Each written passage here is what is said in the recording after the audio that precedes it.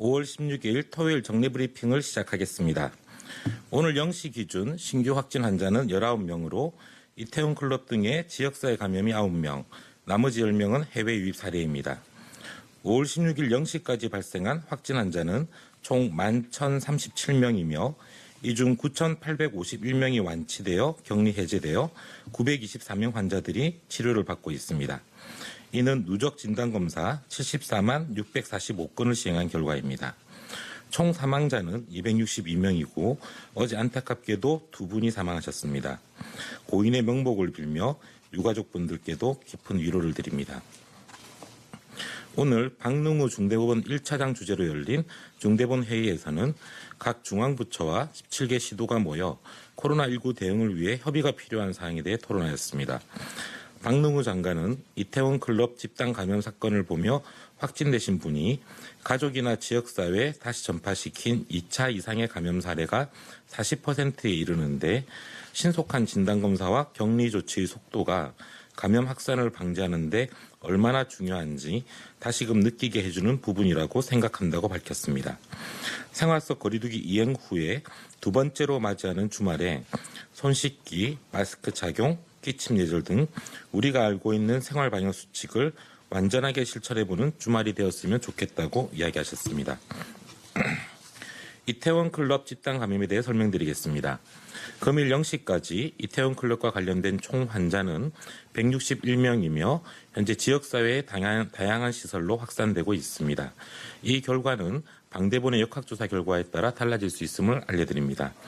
다만 진단검사를 대폭 확대하였음에도 하루 발생하는 환자 수는 30명 이내에서 나타나고 있어 급격한 지역 내 확산 추이는 나타나지 않고 있습니다.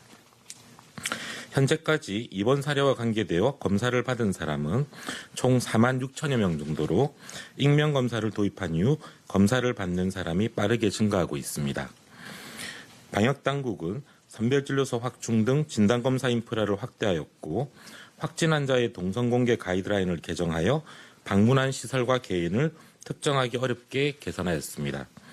지난 연휴 기간 동안 이태원 일대 유흥시설을 방문한 분들 중 아직 검사를 받지 않으신 분들이 있다면 신분 노출에 대한 위험은 없으니 지금이라도 검사를 받을 것을 당부드립니다. 많이 늦었지만 지금이라도 검사를 받는 것이 중요합니다. 유흥시설에 대한 심야시간 특별점검도 계속 이루어지고 있습니다. 클럽, 감성주점 등 총 1,928개소에 대해 지자체, 경찰, 식약처 등 254개의 특별점검단이 합동점검을 실시하여 22건의 행정지도를 실시하였습니다. 집합금지 명령을 발동한 15개 시도에서는 이를 위반한 20개 업소를 적발하여 고발하였거나 고발 예정이 조치 중입니다. 이번 주말에도 이러한 특별점검을 더욱 강화하여 유흥시설의 방역수칙 위반에 대하여 엄격히 관리할 예정입니다. 이번 이태원 사례는 코로나19의 감염 통제가 어려운 이유를 잘 보여주고 있습니다. 클럽과 같이 밀폐된 다중시설에서 빠른 전파 속도를 보이고 있으며 이렇게 감염된 환자 중 3분의 1 정도는 무증상 환자로 증상만으로 환자 구별이 안 됩니다. 무증상 환자들도 감염력을 가지고 있어서 지역사회의 다양한 공간에서 2차 또는 3차까지 감염을 일으키고 있습니다. 젊은 연령은 치명률이 낮은 반면 고령일수록 치명률이 높은 세대 간 편차도 감염병 관리를 어렵게 하는 특성입니다.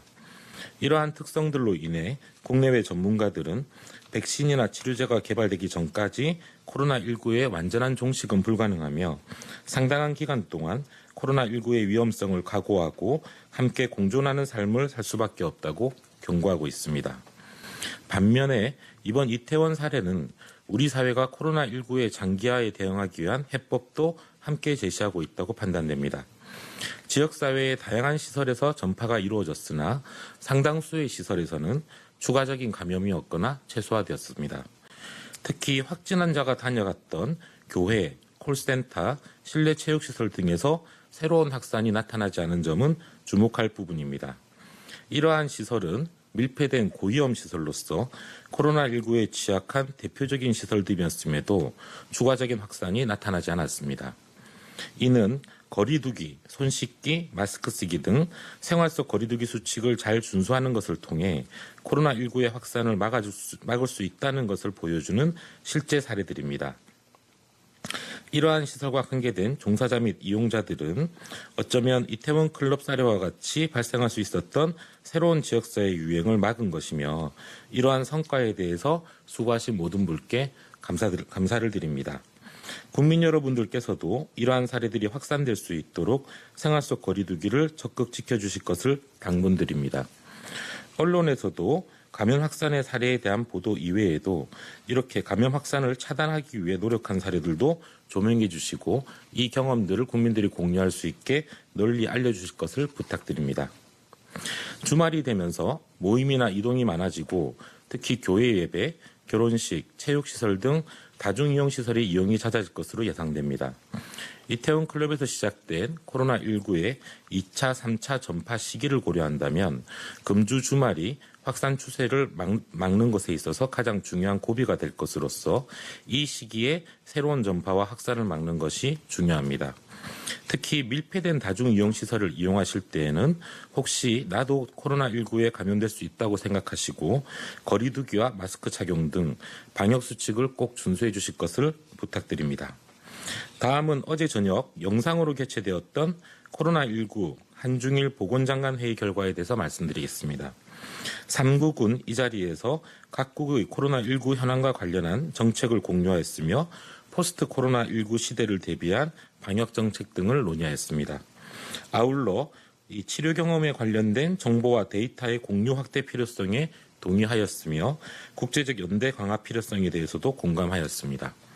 박능우 보건복지부 장관은 3국이 감염병 위기에 더욱 신속하고 체계적으로 대응하기 위해 하반기에 감염병 대응에 관한 공동행동 계획안을 개정하여 앞으로 치료제, 백신 등 공동개발에 관한 공조체계를 구축할 것을 제안하였습니다.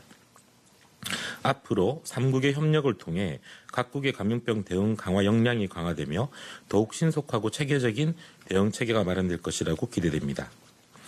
자가격리자에 대한 관리 상황을 설명드리겠습니다. 5월 15일 저녁 6시 기준으로 자가격리자는 총 36,926명입니다.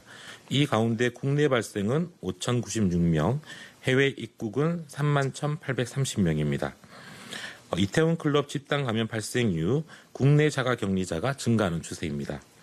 어제 자가격리 중에 무당 이탈한 사람은 총 2명이며 이들에 대해서는 1명은 고발할 예정이고 1명은 고발을 검토 중에 있습니다.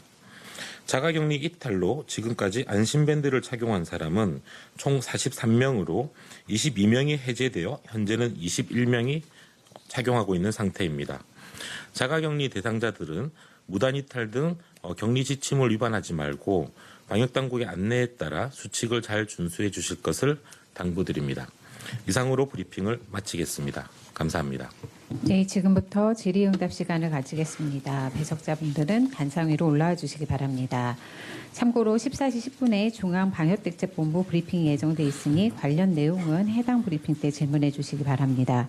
구체적인 통계 등에 대한 문의는 언론대응팀으로 부탁드립니다. 현재 세종에서는 참석한 기자님이 안 계셔서 서울의 질문을 먼저 받도록 하겠습니다. 혹시 서울에 질문 있으신가요?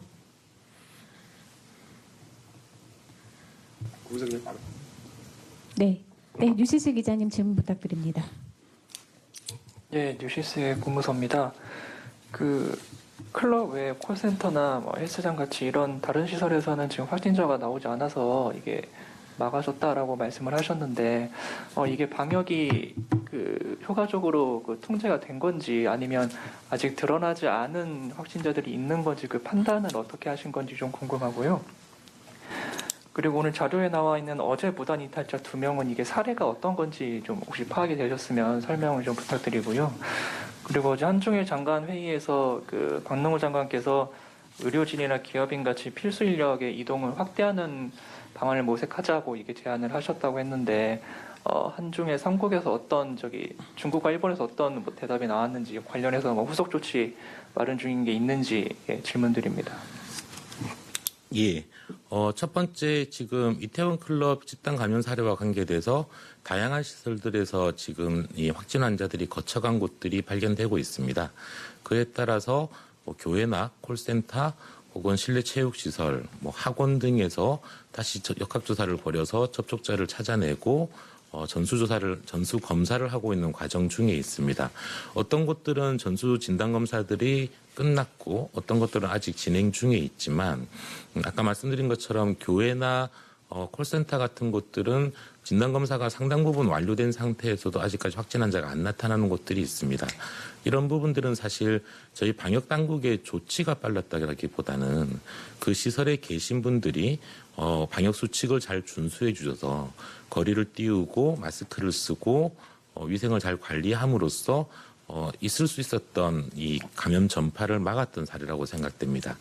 그런 부분들을 빠르게 찾아내서 검사를 하고 접촉자를 격리시키고 있는 부분들은 저희 방역당국의 조치겠지만 그 진단검사 결과 한 분의 감염자도 발생하지 않거나 아니면 다수의 감염자가 발생될 수 있었던 것을 최소화시키고 있는 부분들은 그 시설에 계시는 종사자와 이용자분들의 노력 때문이라고 판단해야 될 것 같습니다. 그런 측면에서 설명을 드렸다고 이해해 주시면 될 것 같습니다. 두 번째 부분은 행안부에서 좀 이따 설명드리기로 하고 세 번째 그 한중일 보건장관 회의에서 필수 인력의 이동에 대한 부분들에 대한 것들은 이 과정 자체가 정부 전체적인 논의가 좀 필요한 부분들이므로 제한 사항에 대해서는 한중일 보건장관 회의를 비롯해서 이 외교적인 부분에 있어서의 전체적인 논의를 통해서 방안들을 좀 더 협의해보고 가능한 방안들을 모색해볼 예정입니다. 어제 과정에서는 제안이 들어갔었고 이 부분들에 대해서는 이후 정부들 간의 외교 채널을 통한 논의 등과 저희 한중일 보건장관의 후속 논의 등을 통해서 계속 구체화하기로 되어 있다라고 설명드리면 될 것 같습니다. 네, 중대본 2본부의 운영팀장 홍종환입니다. 어저께 자가격리자 부단이 다른 2명이 발생이 됐고요. 한 분은 그 의정부에서 병원 진료를 하러 가기 위해서 이탈을 하신 분입니다. 따라서 병원에서 이제 신고를 해서 확인된 사항이고요. 이분은 안심밴드를 어저께 착용을 했습니다. 또 한 분은 서울 동작구에서 산책을 하다가 공무원들이 이제 방문을 한 상태에서 확인이 돼서 이분은 현재 고발을 검토하고 있고 안심밴드 착용 여부도 지금 검토 중에 있다는 것을 말씀드립니다. 이상입니다.